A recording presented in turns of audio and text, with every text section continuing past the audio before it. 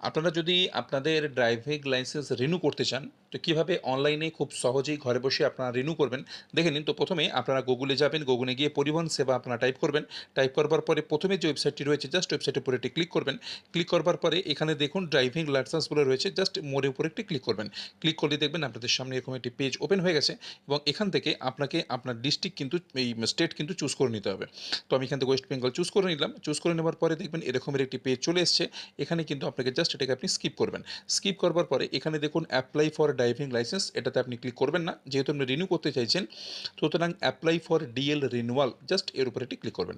Click করে দেখবেন এরকম একটি পেজ চলে এসছে। এখানে আপনাকে জাস্ট কন্টিনিউতে ক্লিক করবেন।